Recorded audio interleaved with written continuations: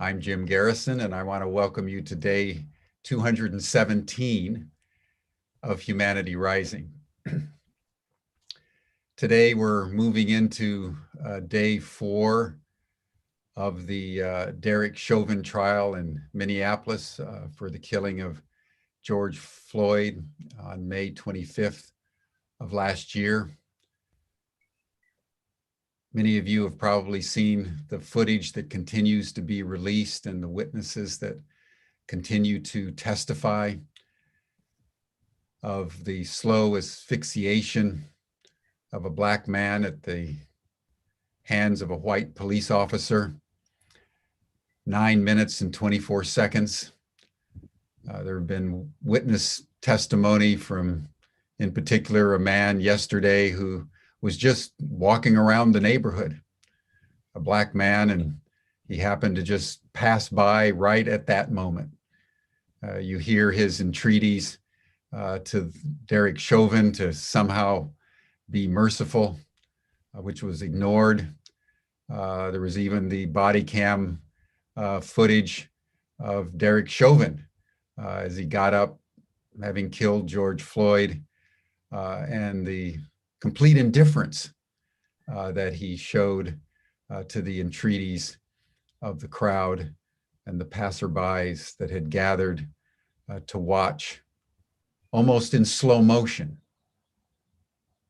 the killing of a completely unresponsive, defenseless man. And so as we take all that in and we ponder in our own hearts the degree to which all of us in some way are responsible for the racism, the classism, the inequalities that continue to beset the human community in all kinds of ways. Let us begin our program reflectively. Let us pause as we do each day and take a few deep breaths, center ourselves in our bodies, close our eyes, and place our attention on our hearts for the next 60, 90 seconds. Listen to your heartbeat in a spirit of thanksgiving and deep gratitude that you're alive. We're alive at this extraordinary moment in the human journey.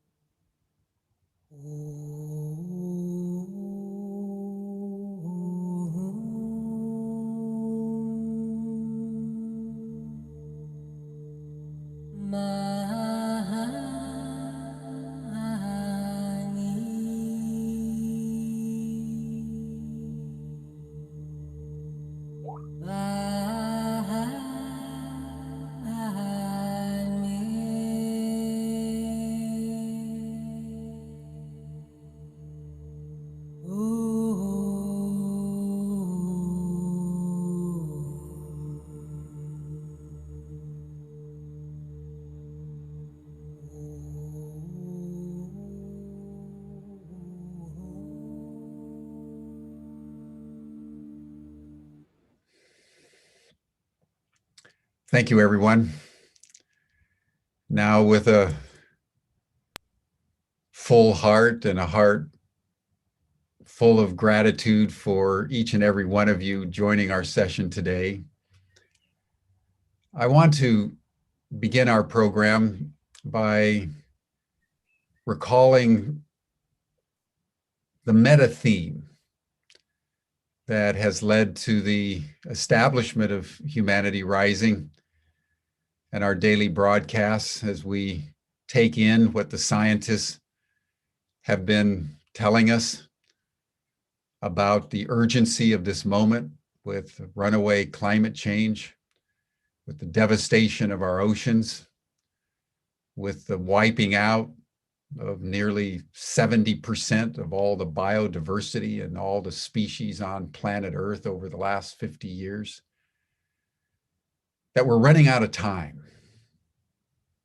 And humanity, in the midst of a pandemic that came out of nature because we're so radically destroying nature, and a little virus has stopped our world, and for a year now we've been compelled to be in a conversation together about who we are, what we're doing, and how we can save ourselves, quite literally,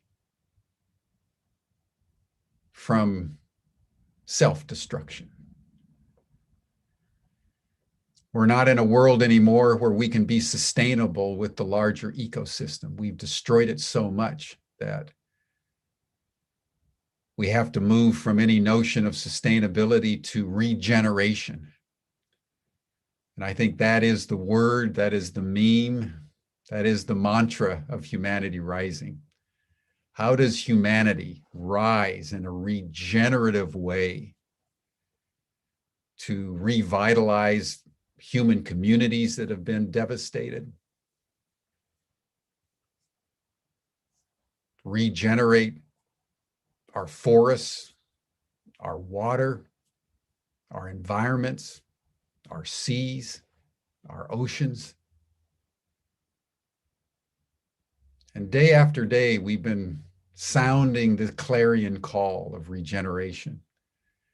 And one of the most extraordinary activities that humans all over the world now are beginning to engage in is rewilding of nature, rewilding of humanity. You know, we all think of the perfectly coiffed gardens. Well, what we need are gardens that express the exuberance of nature as nature wants to do it. Humans, I think, in this next phase, need to truly become stewards of nature and allow nature to revitalize itself, which it can do very quickly if we would just get out of the way and support it in every way that we can. So we're very delighted today, and in fact feel privileged to have a program on rewilding, the rewilding of the human spirit at this critical moment in time. So I want to introduce Stardust Magick, who I've gotten to know over the course of Humanity Rising. She is a force of nature. She is a rewilding entrepreneur extraordinaire. She has a rewilding salon, Wild Kat Salon in Amsterdam. She does rewilding jewelry and design and colors, and is a Renaissance woman of rewilding, and has gathered together a wonderful, resplendent panel of rewilders. So Stardust, I want to welcome you to Humanity Rising and turn the program over to you with a very warm heart.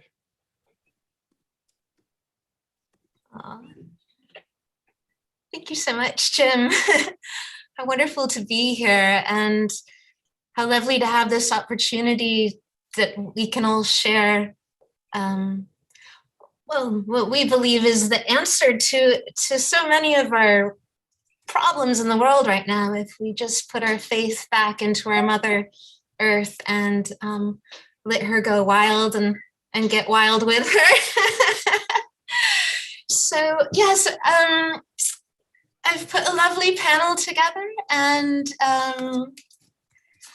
start to introduce some of my lovely people who've joined us in this conversation to share with you what the heck is rewilding and why do we want to do that and how and all of that. So I'll introduce my panel here. Start with, we have Miss Rachel Corby, who's an author and plant whisperer, medicine woman, She's written this lovely book, Rewild Yourself, and leads workshops, retreats, apprenticeships, and such. And we'll have her sharing more about what she does.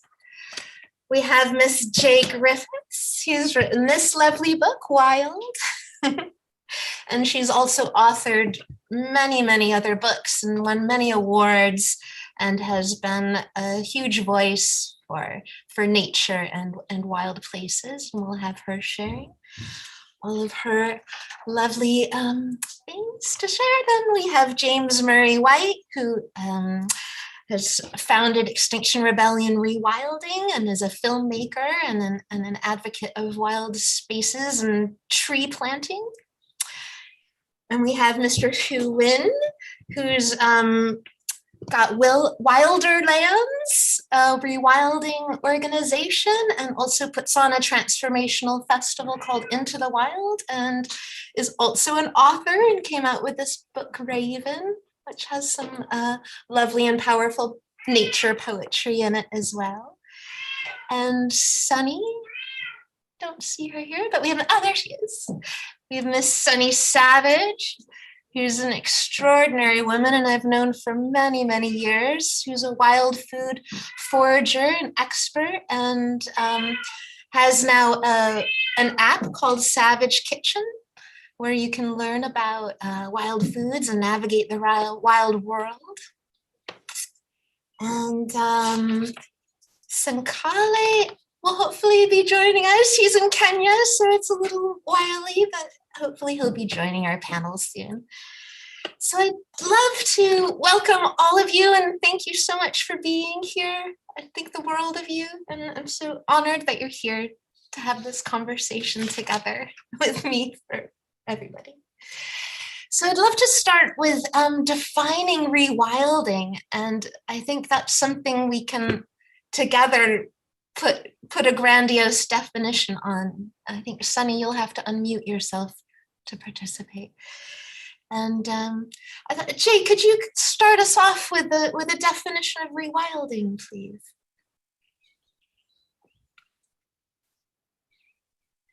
You're silent.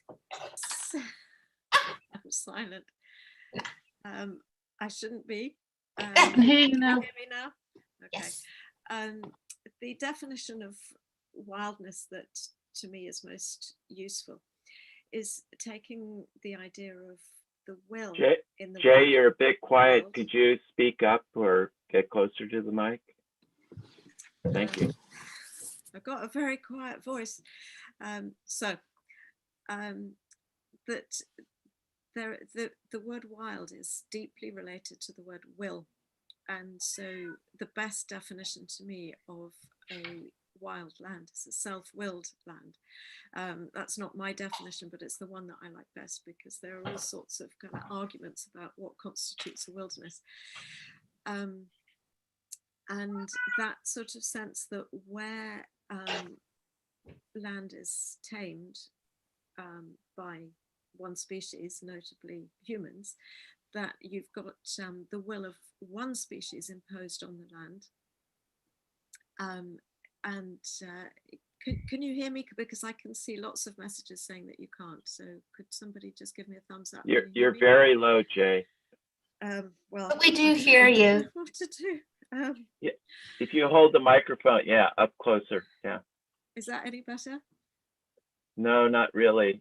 Can you turn the sound up on your computer at all? We've tried all that. I think you just have to tell the world with your diaphragm. Keep going though, Jay. We can hear you. Thanks. Yeah. So in a self-willed land, what you have is you have the plurality of wills, all sorts of creatures, all sorts of plants and minerals and the soil, having a role within this theatre, that it isn't a tamed place under the will of a single species. Thank you. And Rachel, could you add on to this definition of rewilding for us, please? Yeah, sure. So, I mean, my personal kind of take on it is that we as humanity, we are the ones who have, like as Jay said, when you've got one person or one species putting their will on it, and that's what we've been doing. It's been human putting their will on the land, on all the beings that live on this land and in this land. So where I come from is rewilding the self, really, as an essential part of rewilding everything and anything else. And part of that, the most important part of that for me, is not just sort of acknowledging and understanding that we are all connected, and that the fact that everything is living as much as we are. We're all made of the same stuff. Stardust. We're made of stardust. So we're all made of stardust. We're all just energy, a flow of energy.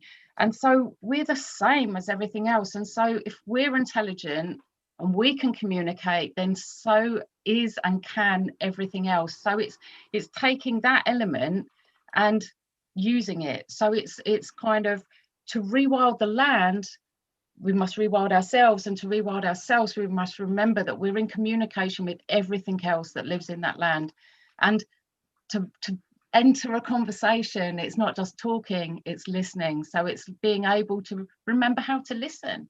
We all came to this planet being able to do that. So it's just letting go of what society and culture has taught us, and stepping back and going, what is this landscape saying to me? What is this plant saying to me? And learning how to listen again. And when we can do that, then we can actually enter into a co-creation, and it becomes regenerative, rather than us humans, again, just saying, enforcing our will upon the land. This needs to be rewilded. We're going to do it this way, listening to the land, and how would the land like to be rewilded? Lovely, thank you.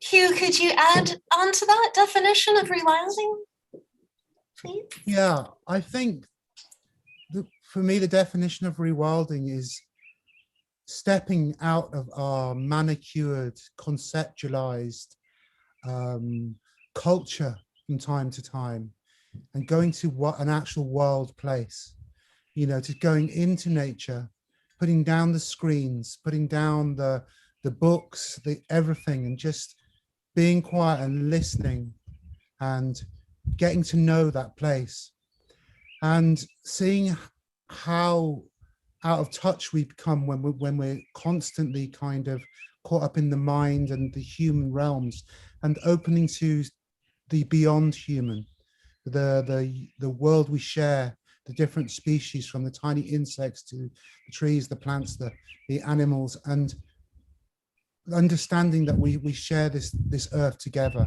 and we have a choice to respect what's around us, and to understand what's lost. I was reading today that in the UK we've lost something like 60 to 70% of our wildlife and nature in the last 30, 40 years. And if we don't do something soon, then we're in real trouble.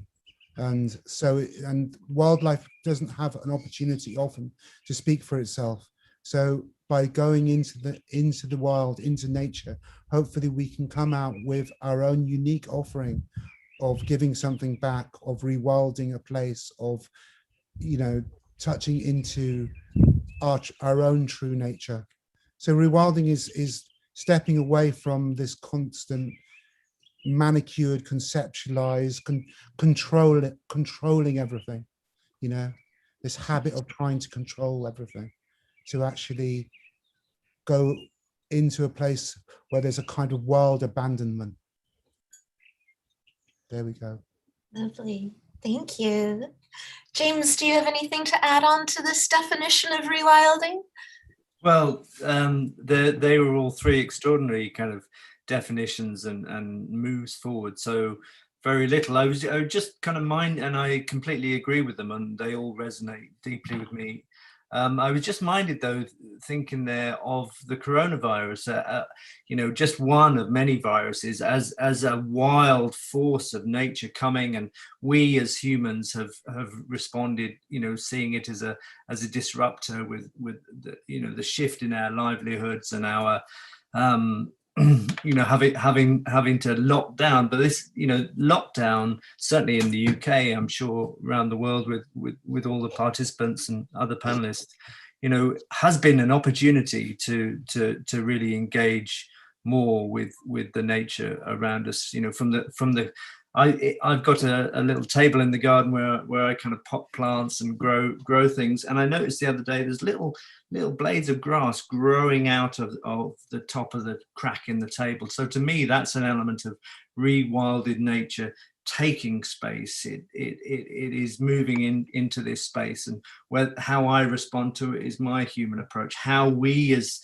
one species responding to a virus, of which there's been many, and there will be many more in this time of life on this planet. So that's just one example of living wildness as we see now. Some of us see the pandemic as a blessing. Diana says in the chat. Yeah, I agree with that too. But yeah, perhaps we'll talk more specifically about the pandemic later. Sunny, do you have anything you would like to add on to this vast definition we've created? Well, I think that whenever I see re attached to a word, it always sparks this, you know, review, revisit, rethink, rework, redo. And so we have an opportunity to really sit within ourselves to look at our relationship with the wild. And I remember a woman that I heard recently speaking about this concept, an indigenous woman named Lila June Johnston. And you know, she really said, well, you know, and of course, I'm not an indigenous person to the lands that I live on, but you know, from her perspective, that indigenous peoples really didn't have that word because, you know, there wasn't this kind of separation between us as humans. You know, we are part of the wild environment that is this living being, breathing earth that we live on. So I think that ultimately rewilding is a human experience that needs to be had and experienced in ways that are so foreign to our modern day lives and have really you know, we just in industrialized countries, you know, we've just really strayed just from the way to even look out, let alone look within and let that wild, you know, I love that people have been bringing up the wild human. It really does start with us and the way that we perceive the world, interact with the world. So of course, wild spaces and getting out into the wild, but you know, things are so changed from their original form at this point that I think the spirit of the wild, you know, it's in the wind, it's in the water, it's just everywhere. And so that ability to see the freedom, to really see the freedom, be the freedom, and yeah, so that's my little addition onto what was already said. Wonderful. So maybe as a group and whoever feels inspired, like why is rewilding, and we address this a bit, but why is rewilding important, especially now? And where can it be done? Well, I think it can be done where you are now, you know, especially in this time of pandemic when we're all quite limited to our close surroundings. We look at what's around us, and even the simple thing, if you have a garden or you have, you know, a space where you just don't have to mow it all the time, and you don't have to put weed killers down, and you don't have to pull all the herbs and the plants out. And like there used to be a campaign in the UK when we were younger called Keep Britain Tidy, to kind of, you know, put your rubbish away. But the idea of this campaign of keep Britain messy, you know, stop kind of mowing all the sides of the roads so the wildflowers disappear, stop cutting all the hedgerows so they're all neat and tidy, you know. So I think there's an opportunity to start where you are, and also to dream big. I think we have to be able to dream big. I mean, I've recently been daring to dream big about some things that I'm passionate about, and by reaching out, there's a lot of people in the world who want to do something, and there's a lot of people who've got different talents, whether it's money, skills, that want to get together and be part of the change, want to help nature. And I saw a project today where there was a community place in Scotland where they got together and they've raised over £3 to £4 million from nothing in the community to buy out a big landowner's 10,000 acre estate. And now it's going to be a community nature reserve owned by the community. So, you know, they started with nothing. So be brave, talk to your local community, dream big and go for it. We've got nothing to lose, you know, we're already losing it. So I do think we have to start buying land, because that's the only way to change things in many ways. You know, once we own it, then we can have laws that protect it, ironically, you know. That's one way. There's many ways, but I think that's one of the ways. And together we all chip in, we create stuff. We can start to buy pockets of land and create corridors, wildlife corridors, and slowly things begin to change. That's one view. It's quite. Can I add? Is that I'm going to come from this at exactly the opposite. I totally appreciate what you're saying, Human, about kind of, you know, like think big, buy land if you can, get together. But I would also say that I want to just briefly speak for and about some of the tiniest wild things, which are the insects. And I have to say, I wish that all the people who say they believe in angels, I wish they would actually believe in insects, because it's the insects that essentially create the world, create all the things. If you name anything that you care about as a human being, you can guarantee that it is rooted in the insects at some base level. It's the insects also that clear away the dead. Isn't without the insects we would be wading through corpses with every step we take. And some of this, you know, some of this is extremely practical. Is that that I know that organic food is very expensive, but it is really, really important, because food that is produced not with insecticides. I mean, this is the thing, I don't send tweets, but I often think if I did, I would only send one. I'd send the same one every day. It would be mass use of insecticides leads to mass death of insect populations. I mean, for fuck's sake, who knew? It's like, this is what we've done. We've just poisoned all the insects, and then we're going, oh no, there's a mass collapse of the insect population. This is unbelievably important, unbelievably. And it is partly, of course, because, you know, they have their intrinsic value. You know, a dragonfly is as beautiful as my cat Otter, although obviously I'm a little bit partial and he doesn't agree. However, that what we're talking about is the kind of, you know, that even if as humans we are looking first at humans, which a lot of people do, I don't necessarily, but a lot of people do, then we have to say this is, you know, without the insects, is that humanity's life on Earth is kind of, you know, at a few months. It has to change. Thank you, Jay. Yeah, the insects are really important, and we can so easily take care of insects, can't we, by like just sort of building insect hotels and creating areas where they can really proliferate and eating organic food that hasn't been treated with pesticides and insects. So turning off outside lights, because that is really exhausting for insects. Right. So can I add something to what Jay's just said? That when you have organic food, Rachel, can you repeat what you said? Because I think some people had a hard time hearing Jay, so if you can reference what you were talking. Well, Jay was talking about the importance of insects, basically, and then added on that you've got to eat organic, you know, even though it's more expensive, organic. I hope I'm paraphrasing you correctly, Jay, but the organic food is really essential, because if you throw on loads of insecticides, you're going to kill all the insects, and they are absolutely essential to life on this earth. And what I was going to add to that is the soil, because if you're eating food that came from a non-organic source, what they do with all the chemicals that they throw on, it kills the soil. So then they have to keep adding chemical fertilizers, growth stuff to help the plants grow.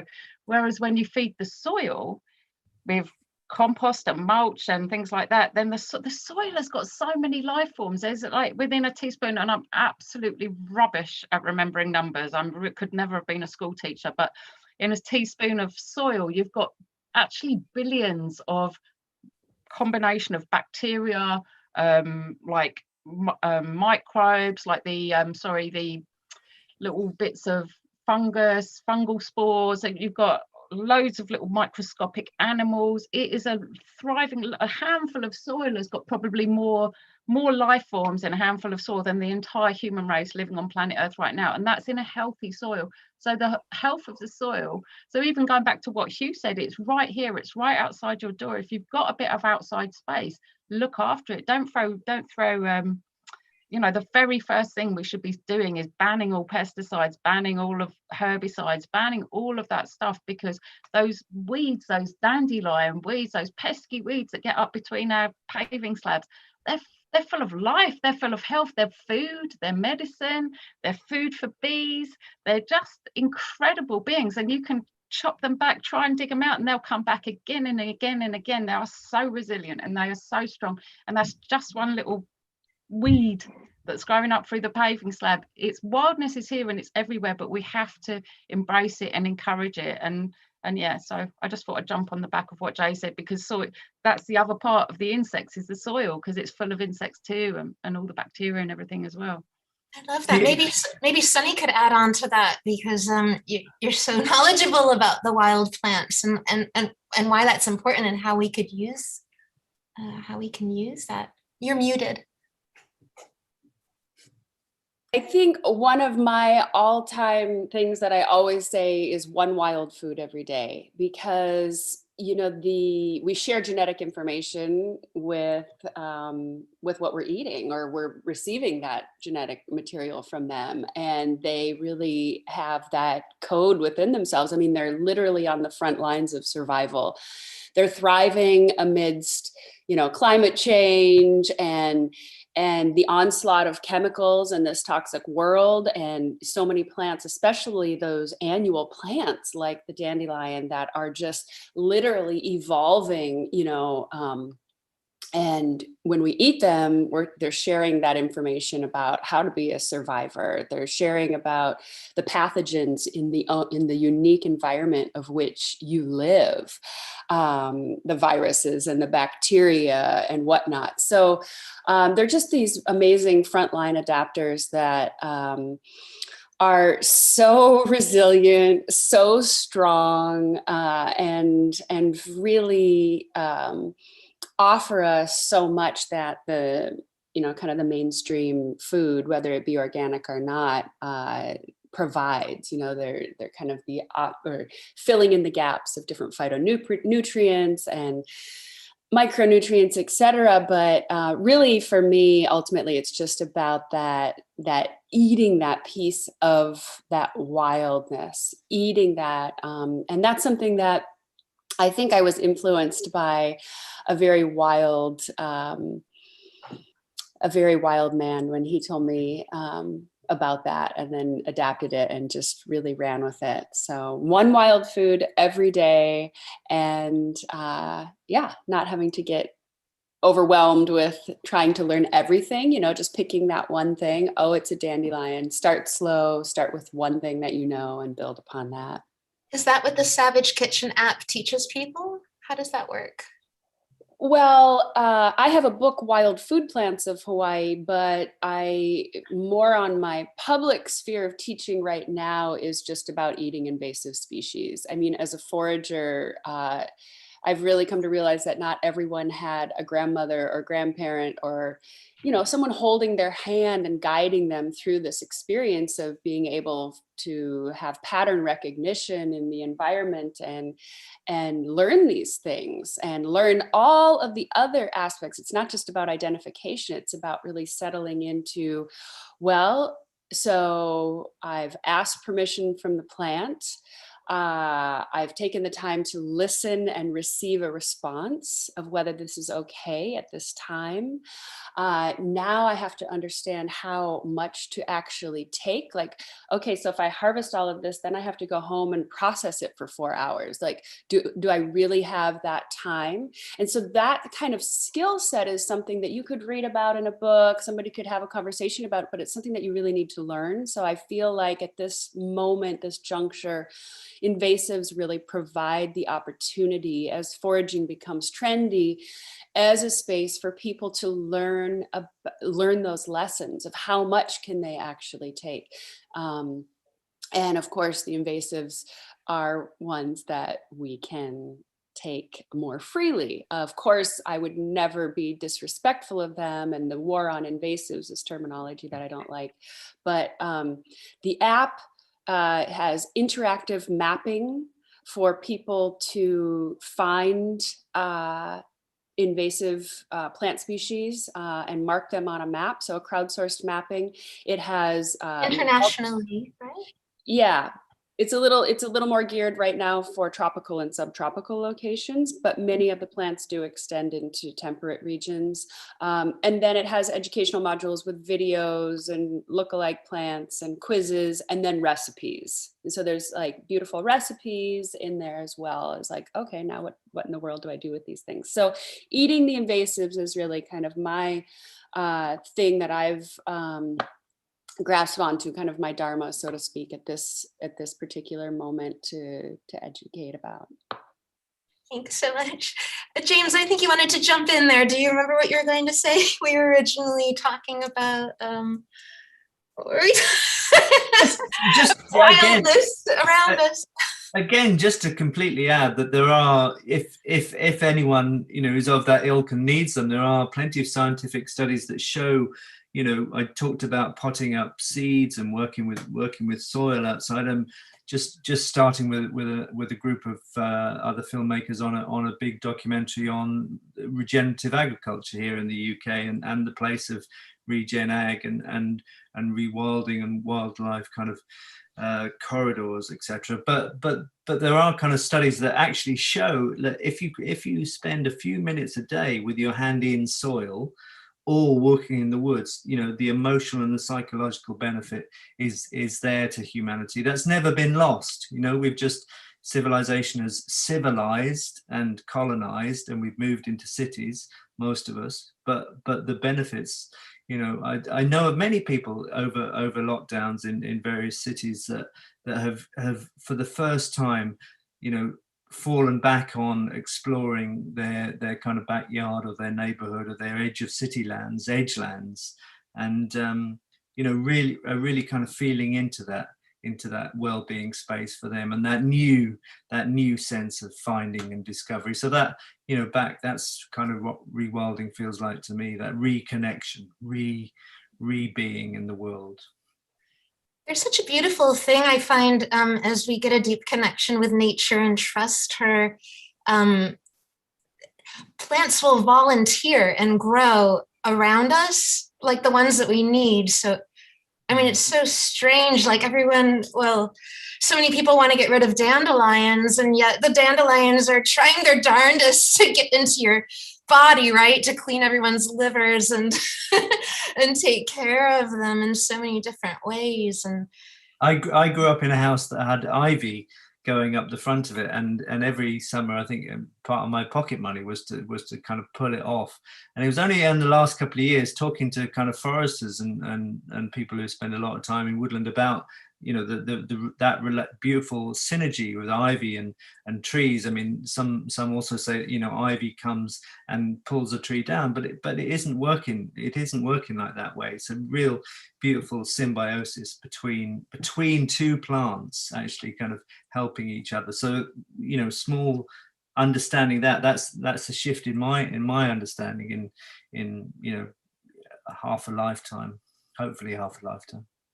Maybe that could segue into it, because it makes me think of I used to live in Topanga in a dollhouse, which is when I met Sonia, and I had cut the water system, you know, for my sink loose, and I had no shade in my little dollhouse, and I was like, oh, Mother Nature, I sure would love a really big thing to shade my dollhouse, and I would love to see hummingbirds every day, please, please, please. And within a year, where I had cut like the water hose where my sink lets out loose, wild tobacco grew. And it grew so tall, it grew 2 stories tall. And it was in 1 year, and it was loaded with these yellow trumpet flowers. And every day I was watching hummingbirds like drink from this. And a Chumash medicine woman who is a friend of me and Sunny's also like would use that in such a sacred way. The Chumash would use that in a very, very sacred way as well. So it was also a guardian plant. And I'm sure that some of you have some lovely nature stories, and I would love to hear like what kind of beautiful Mother Nature moment could you share with us? Plant or animal or wind or lightning? Anyone? Well, I can tell you about, because you did mention to us in advance that maybe you'd ask about, did we have a moment that we could remember in the wild?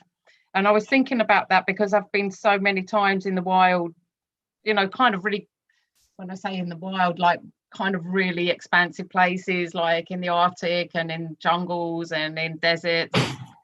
But the most outstanding memory, and this kind of ties back to what even Hugh said, that just kind of stuff on your doorstep.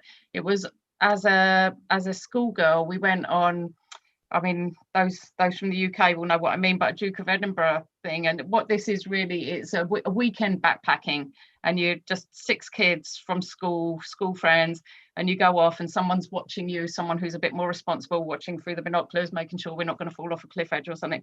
But we were just walking along, and we were in North Wales, and I remember, and it was really hard, had this 16-kilo backpack, and you know, it's quite a hard slog. And I remember just stopping at this little stream, a little wild stream, and just putting my hands in the water and bringing it up to my face. And it was like Alice in the Looking Glass or something. I just went through the looking glass. It was just like something changed in me that moment that wild water touched my face. I wasn't anywhere tropical or anywhere exotic at all. I was in the mountains of North Wales on a rainy day with my school friends.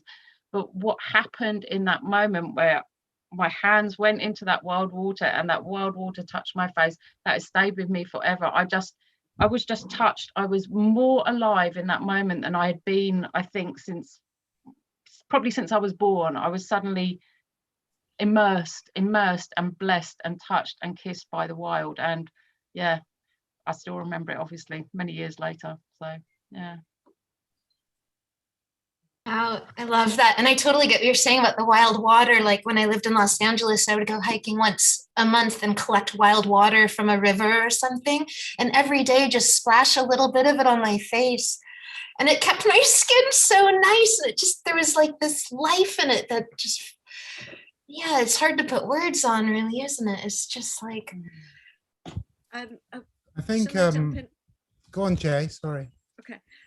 One of the things that I was going to say is, for me, one of the most powerful things is something I've written about in. You're going to have to speak up, love. I don't know what to do about this. Can anyone hear me? That's better, yeah. Okay. Which I wrote about in Wild was listening to what shamans were talking about. Amazon and taking ayahuasca was a really significant, important thing for me. And I wasn't taking it as a recreational drug. I was taking it as a medicine and as part of a ceremony. And one of the things that I really felt was the importance of using the fact of being alive now with a human mind to be in service. And in a sense, I think that one of the most important things about all aspects of wildness is that it ought to be, I think, as a kind of self-forgetting, that it ought to be the sense of being in an apprenticeship to something which is bigger than us, older than us, more important than us. That this is, you know, the age we live in is a very narcissistic age, which encourages our leaders to be, to be out and out narcissists all across the world. And I think that there is an aspect of the call to kind of to listen to what is wild and to protect what is wild actually is something which is something that I've seen a lot in Extinction Rebellion, which I think is, it's very serious, it's very disciplined, it's a chivalric attitude towards the world, which is very unusual for in this age. And I think it's immensely important is the bit where we take things. I'm not speaking for X, I need to say. When I say we, I just mean kind of modernity, the dominant culture, is that we have got to find a place where we shut up, where we listen, and where we say that, you know, what is it that we can put our lives in service to, because the situation is too serious. And one of the ways to me that I felt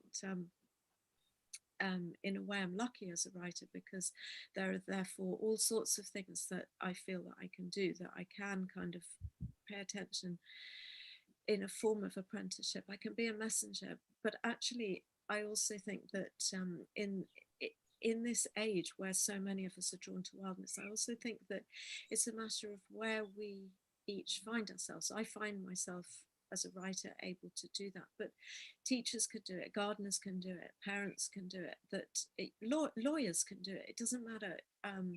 It's not a matter that everybody has to respond to wildness in the same act, but it is a matter that we all have to respond to wildness in the same heart, and that heart is not,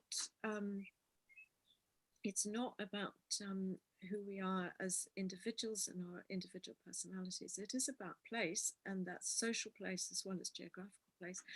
I also think that it's about an absolutely radical humility.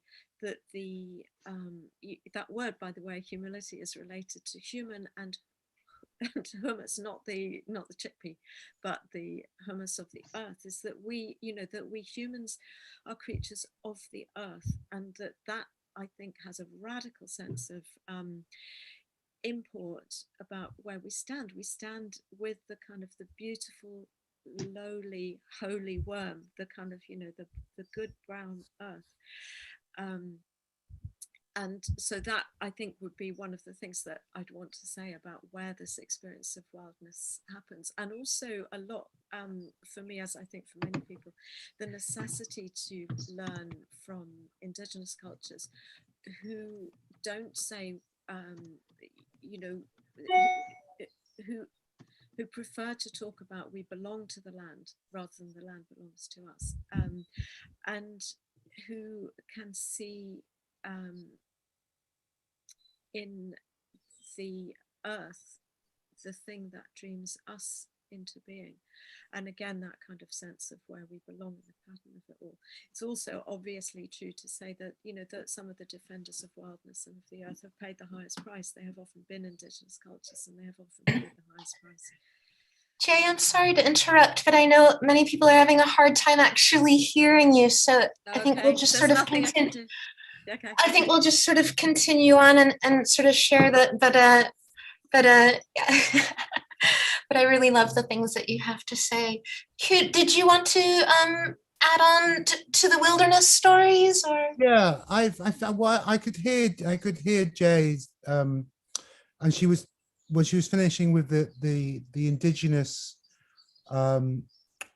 idea or the dreaming, you know, like in the Aboriginal and amongst many cultures, this idea of the world is dreaming us into being, but also obviously we're dreaming our ideas and our beliefs and that into the world, and through them we impact the world. And one of the things I think going back to what Rachel said, is when you step out into nature, when you go out and you leave your phone and you kind of, wherever it is, it doesn't have to be, you know, the Western Tibetan desert or Papua New Guinea or Croydon. It can be anywhere.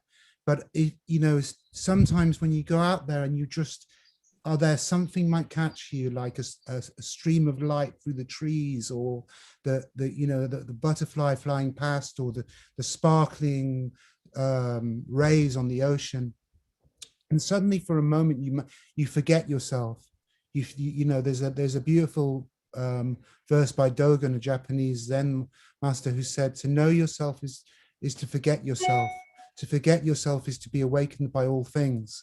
And I think they're talking about this nature experience of when you go out and it'll just hit you. You know, you can't kind of make it happen, but it's just a moment.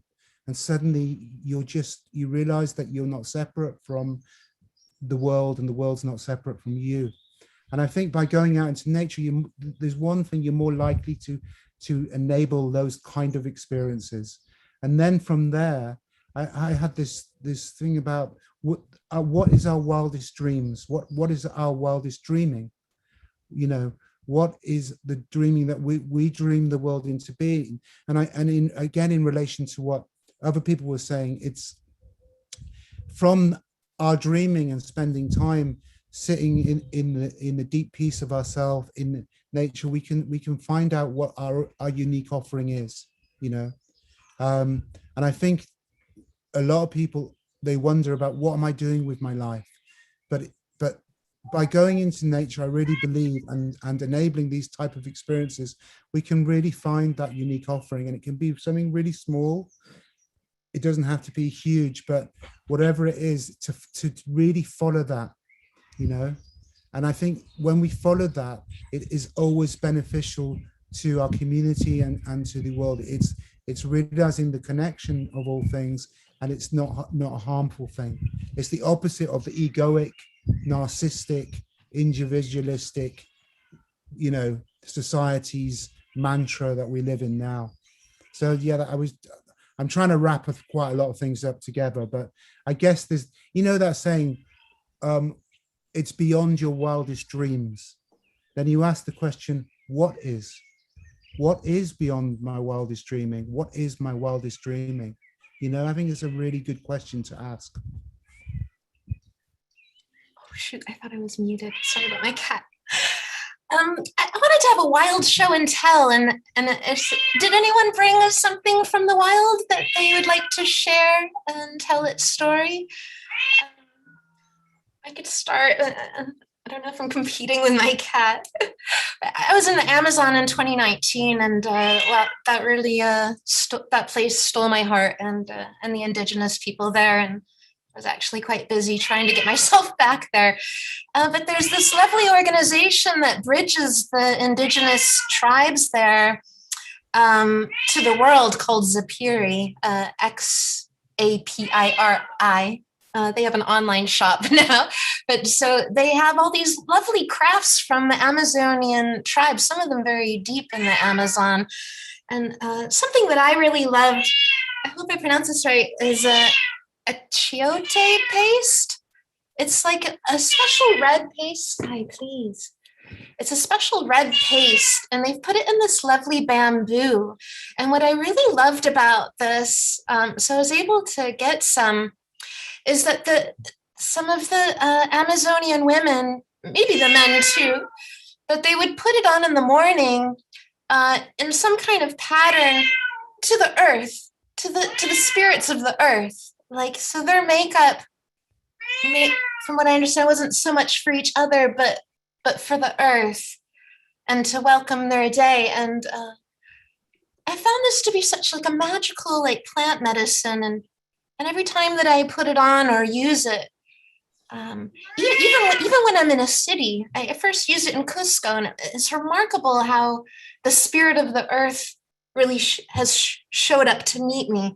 So I think that's like quite beautiful to, as we get ready for our day, to also be getting ready maybe it's for the sun or for the bugs and the insects or the trees or whatever it is. But I would encourage everybody to experiment with maybe putting some kind of plant makeup on and also the men in honor to nature and something in the trees, and see what happens.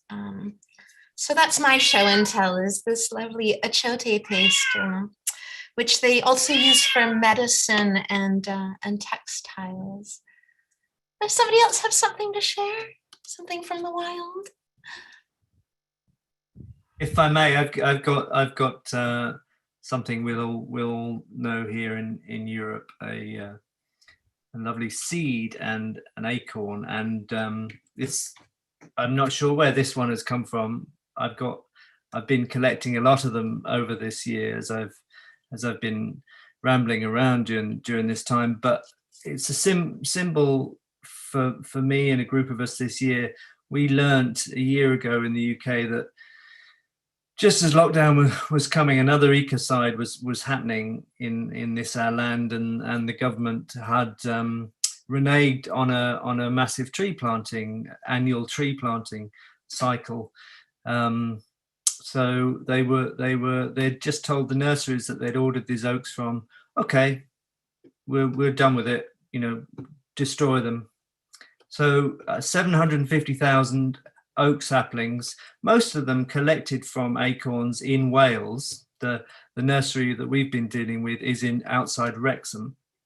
So they were two years old, ready to plant. So a bunch of us through XR Rewilding kind of joined together and create a network and said, we can't, this is just another thing. This is on the back of the Amazon burning.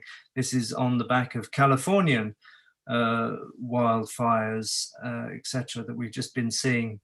And so we kind of just asked our networks, okay, we're not going to climb in the nursery at night and just take them out of the ground. That's daft. We're going to do this with deep love and compassion, and negotiate with these nurseries and reach out to our networks about land. And people who have planted, people who have done lots of planting, people who plant every year, and people who haven't never planted a tree in their life. And so we as one group have been responsible for 80,000 oak saplings, which are still coming out at the moment. We're up to the wire because the planting season is on the edge, but these are going, from here in Cambridge down, Marlow, Devon, Cornwall, Bath, right up the country as far as kind of just north of Glasgow. Can't go any further because these particular type of Quercus robur aren't really suitable for north of Scotland. But that's one thing from the wild. So we can plant, and we call it a radical act of love to rescue a tree, that a 2-3-year-old baby oak sapling that has a chance now of being rescued and living onwards. So that's something. Can we see the seed again? That's the seed that the tree starts as tiny little things? Yeah, that's not a very good example, that one, I'm afraid. I've got some other different seeds here on my desk. I'm not sure what that one is. And lots of there's a hazel. In fact, that hazel, this is from Jones Hill Wood, a group of ecologists.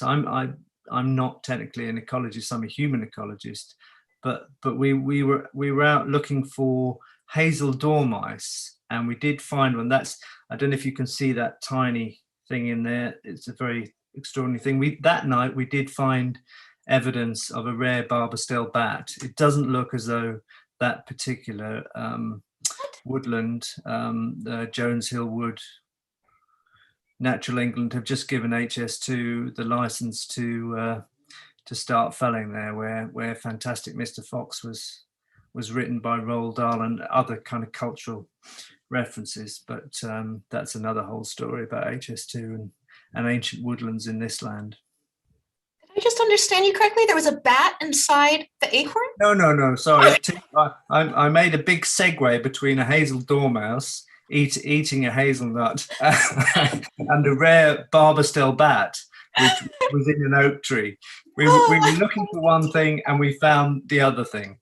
So You never know, there could be a teeny tiny no, the key thing here is that both are protected species, as they should be. You know, these are wild, beautiful creatures of the land. You know, the least we humans could do is actually protect them and give them due reverence. But sadly, we know that doesn't happen in all these cases.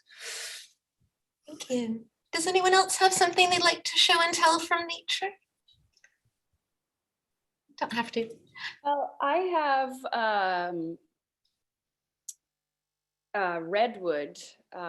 Here on Maui, they're considered an invasive species. They were planted after all the ungulates came and just did the crazy amount of damage to our native endemic species here. They were planted and no one ever, I just started kind of building relationship with the trees. They grow at higher elevations here on the island. And when I started harvesting the young leaf tips to infuse into vinegars and add to stuffing mixes and things like that, I ended up starting to harvest the plant for smoke medicine. And I think that, you know, a lot of people don't realize that the white sage and the Palo Santo, I mean, those plants are on the verge of extinction. And so the purchase of them really supports bad practices. And so I use this as my local kind of smoke medicine, my way of clearing space and communicating with the unseen.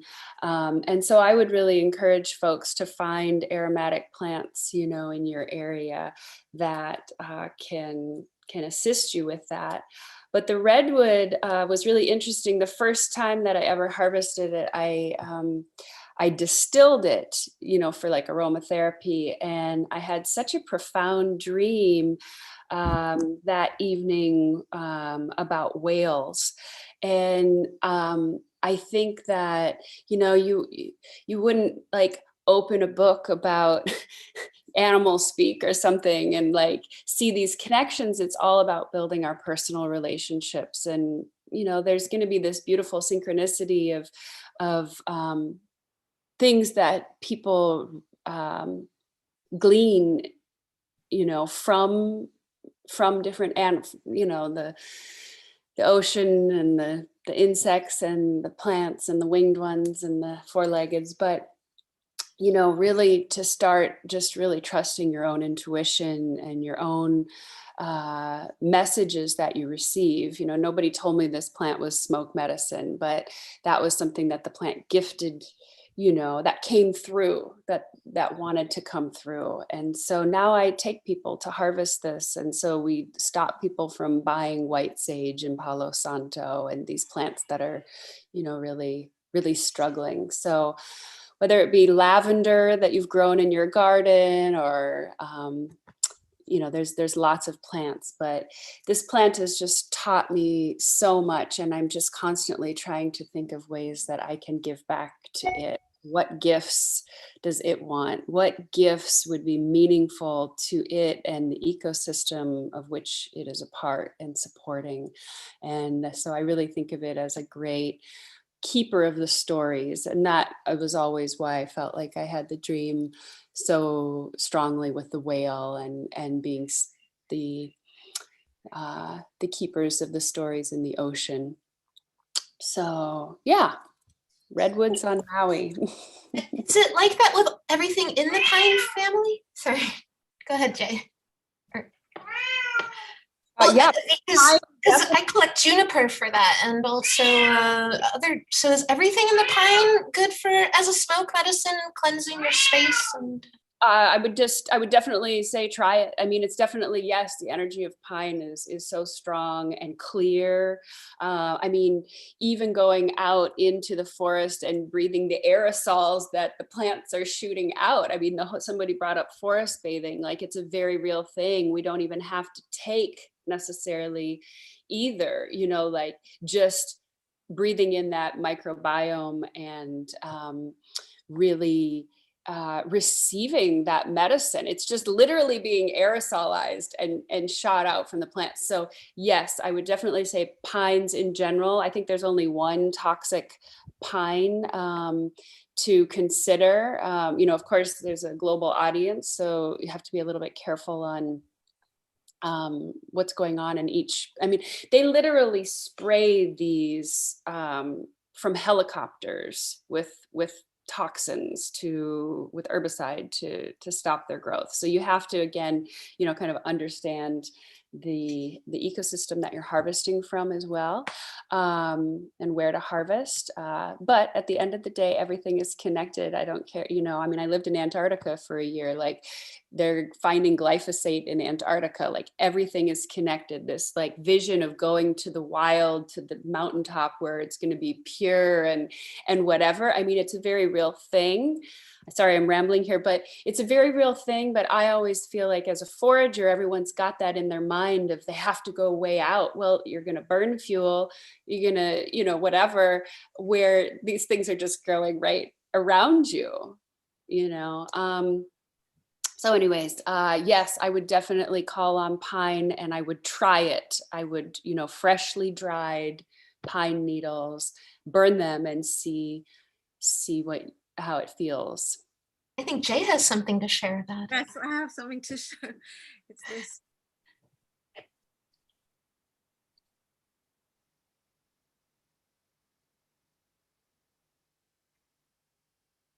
And what it is a really, really, really long spear that I was given when I was in West Papua. And I was actually given an incredible kind of bunch of hand carved. Can you hear me? Am I? Yes. Better for me.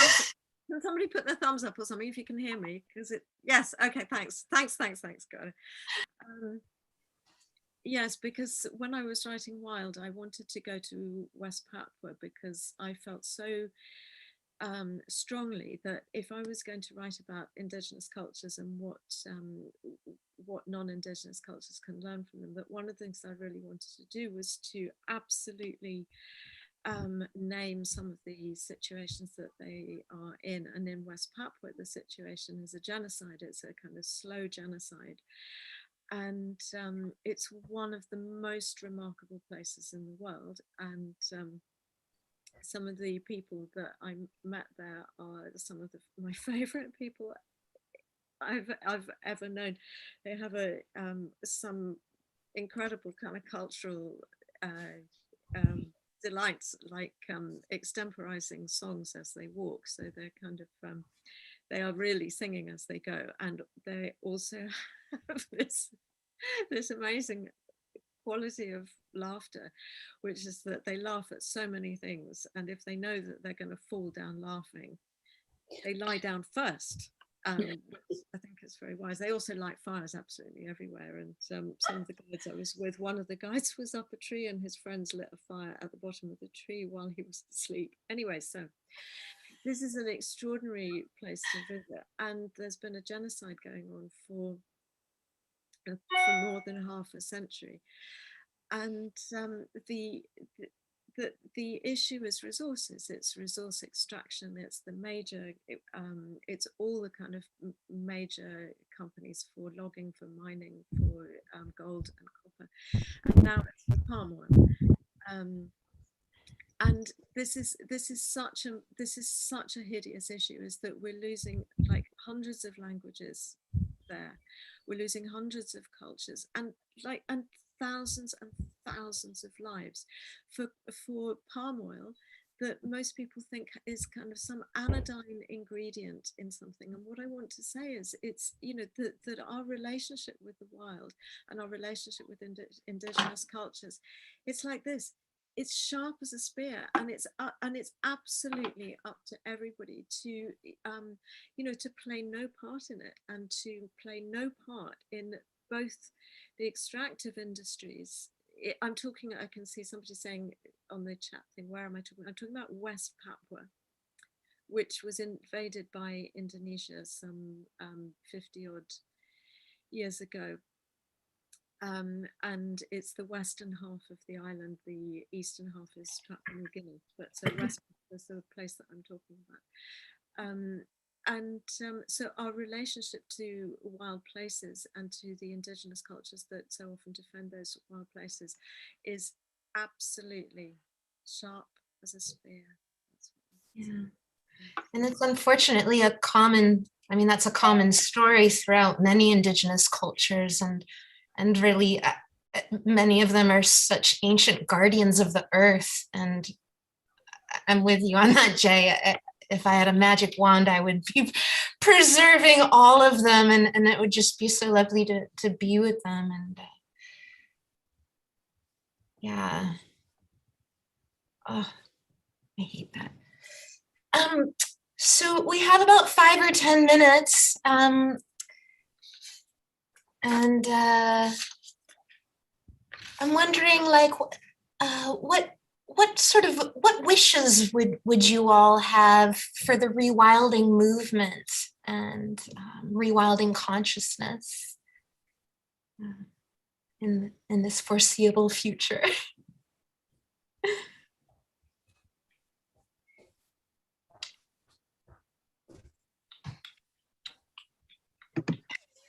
People are being shy, so I'll jump in, even if I don't know what to say.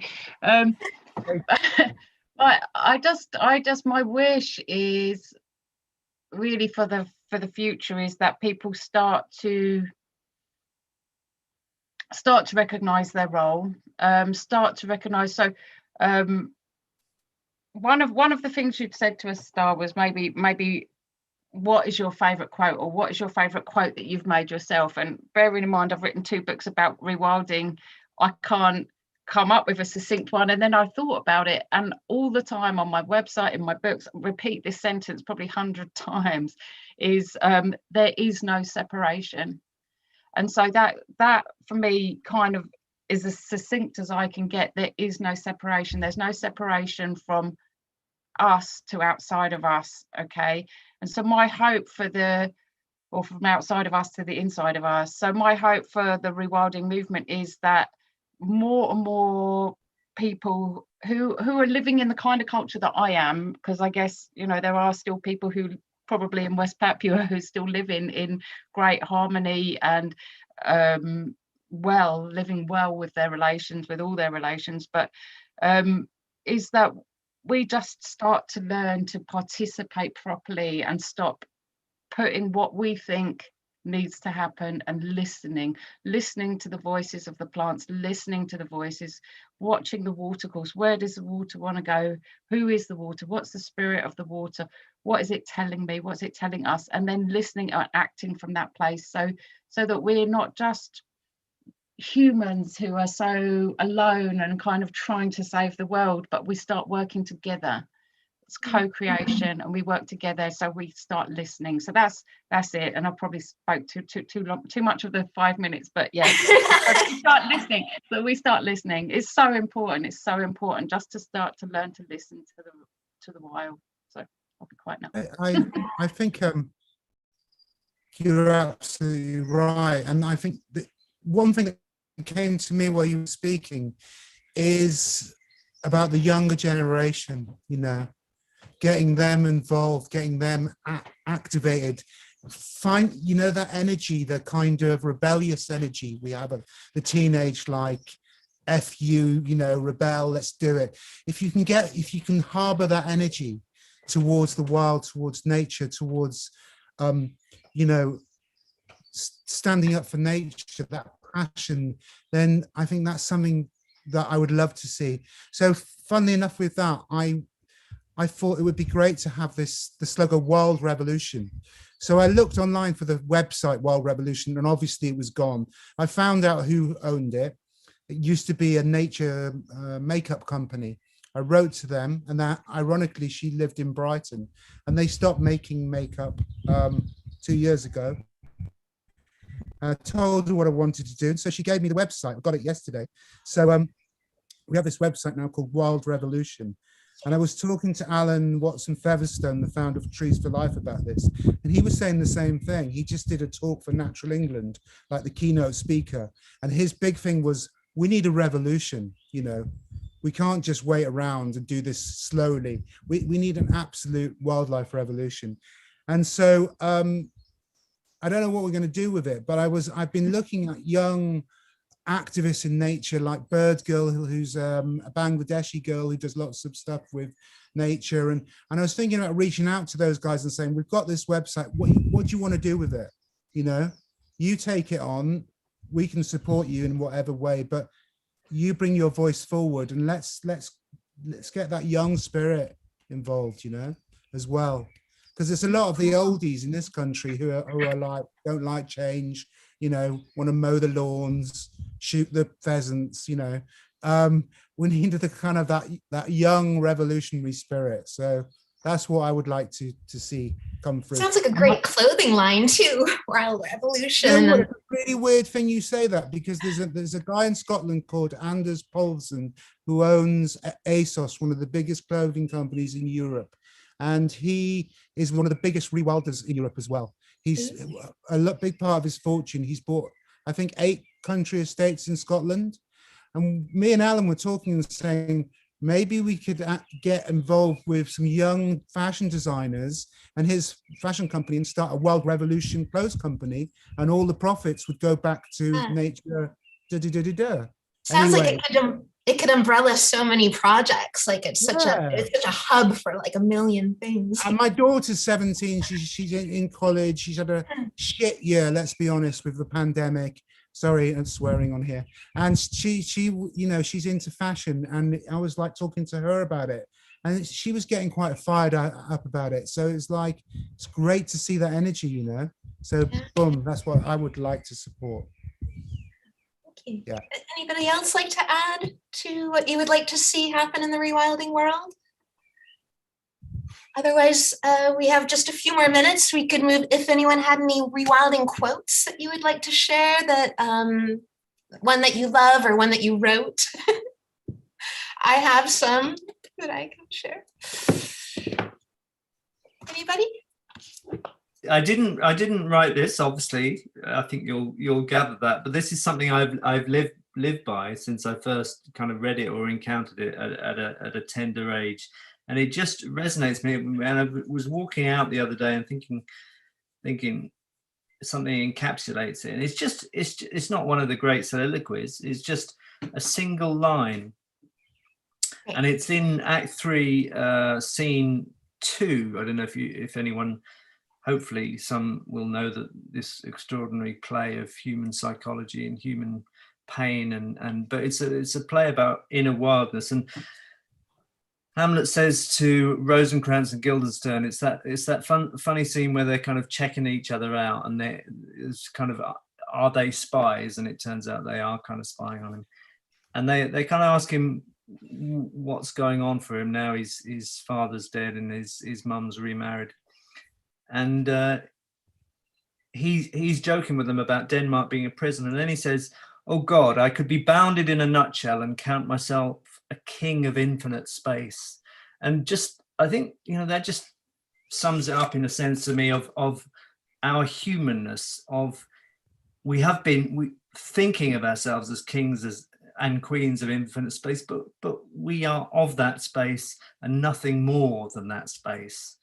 We are this great circular planet, and let's do all we can in our short, lovely, wonderful lives to use that power and that energy we have for such a short time for constructive engagement, listening, watching, being in this infinite space. Thank you, James. I love this, and this is Jay's book, Wild, and it would probably sound better if she read it, but I love this. Land likens to language as the viridian green likens onto trunks. Creamy olive mold molds the fungus on the bark. The young green shoot shoots first and later asks question of the sun. And the radical green root roots itself complicated into the simple earth. I love that. And then I also wanted to read one from Rachel's book that I love. As much as possible, attempt to bring wildness into your living space. That way your world is alive, not just when you open the front door, but also when it's closed. You can go further than natural furnishings and fittings. Invite wildness in with potted plants, paintings, and photos of wild places you love. Fill your refrigerator and cupboards with natural organic foods and medicines. Slowly, the wild will re-enter your home, and once inside, it will quietly stalk you until you find that wildness gradually reclaiming you. And then there was a Spit and Raven. It's part of one of Who's poems. The song starts slowly and invites you.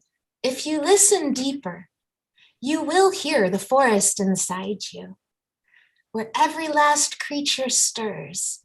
Your dark, uneven nature is laid bare. The wild has never left you, old friend. And with that, I thank you so much for joining me on the panel and sharing all your wonderful stories and wisdom, and hopefully we can do more. I think you're amazing, and our time is up. So we're meant to hand this back over to Jim. Thank you, Stardust. Thank you all, Jay and Hui and Rachel, James and Sunny. It's been a splendid program. Rachel, I would have loved to hear more about plant whispering. Maybe we do another panel on that at some point, because, you know, horse whispering, we're having someone on Earth Day, actually, that is a tree whisperer. And it's a husband and wife couple that have spent their whole lives whispering to trees and healing trees and enabling humans to communicate and heal the trees. And so I was just intrigued at the notion of plant whispering, and maybe down the trail we can do something. And then James, I would love at some point to really learn a lot more about Extinction Rebellion rewilding. I have deep respect for Extinction Rebellion, because I think, like all of you, yeah, why rebel? Jay, yes, why rebel? You know, we've come to the point where academic discussions and policy papers and lobbying are necessary, but not sufficient to deliver us to where we want to go. We need direct people's actions on the streets.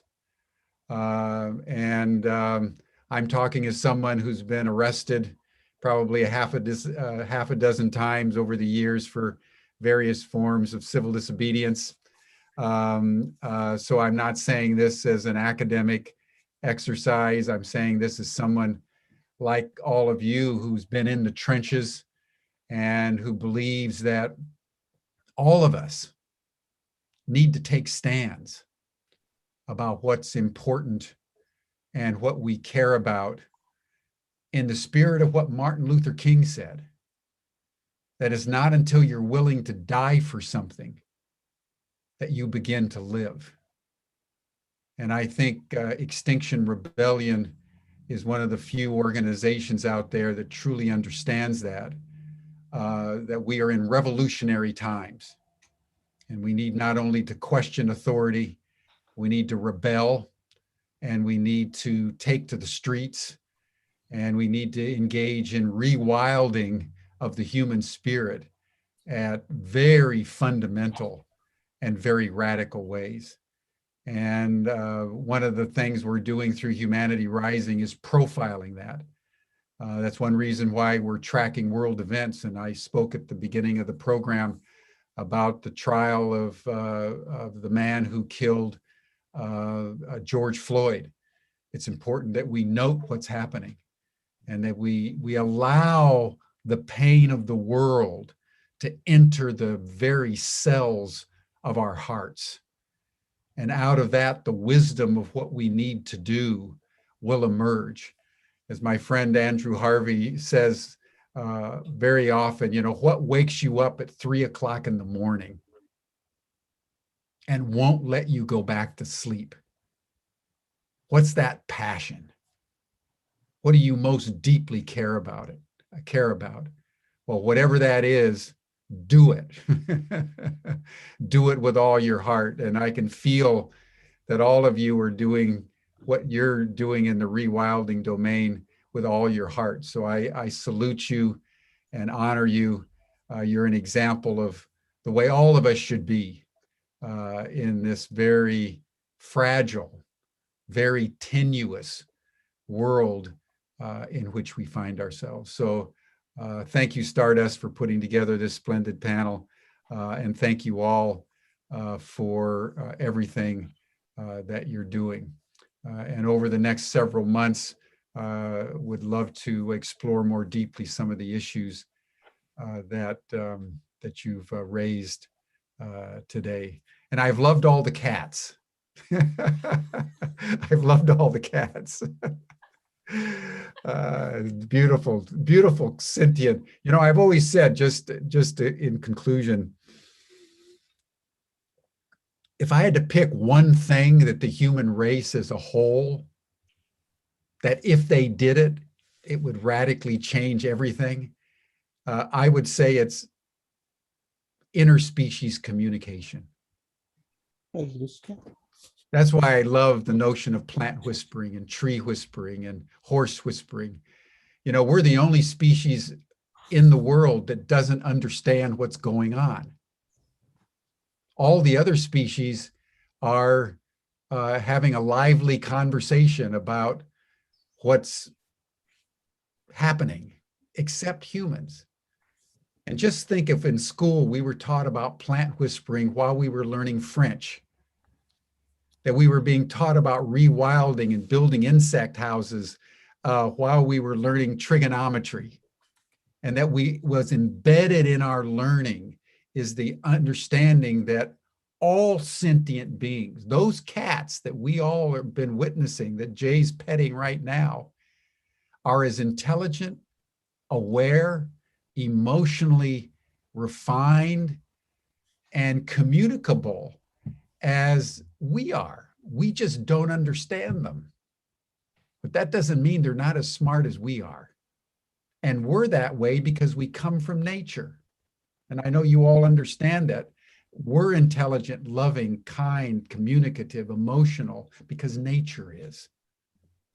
We're not the exception from nature. We're the chief exemplification of nature. And we need to take that awareness and rewild ourselves in the most exuberant, ravishingly opulent and abundant way. That's why I love your spirit, Stardust. You're just doing it. So thank you all. And then tomorrow, we are going to turn to the issue of work and how the pandemic has radically shape-shifted how we work.